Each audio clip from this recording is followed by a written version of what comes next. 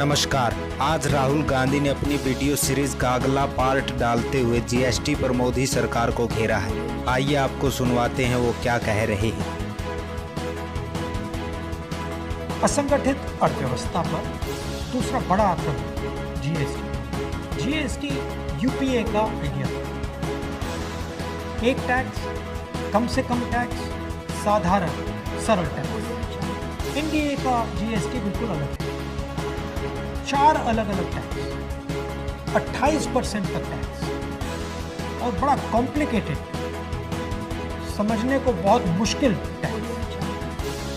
जो small and medium businesses हैं वो इस टैक्स को भर ही नहीं सकते और जो बड़ी कंपनियां इसको आसानी से भर सकती हैं वो 5, 10, 15 अकाउंटेंट्स लगा सकते हैं।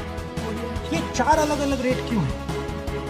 ये 4 अलग अलग रेट इसलिए हैं क्योंकि सरकार चाहती है कि जिसकी पहुंच हो वो जीएसटी को आसानी से बदल पाए और जिसकी पहुंच ना हो वो जीएसटी के बारे में कुछ ना कर पाए। पहुंच किसकी है?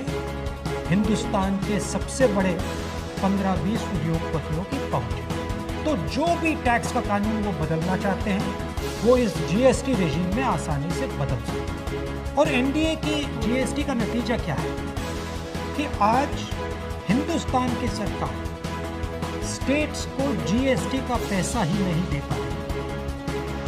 प्रदेश एम्प्लॉइज को, टीचर्स को पैसा नहीं दे पाते। तो जीएसटी बिल्कुल फेल है, मगर ये सिर्फ फेल नहीं है, ये एक आक्रमण है गरीबों पर, small and medium businesses. GST tax की व्यवस्था नहीं है, जीएसटी हिंदुस्तान के गरीबों पर आक्रमण है।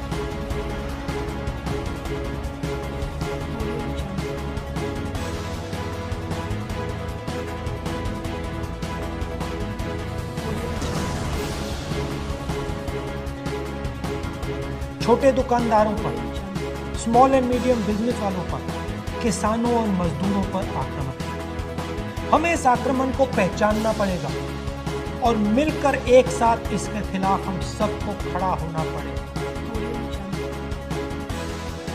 देश की पल पल की खबर जानने के लिए My7 चैनल को सब्सक्राइब करें।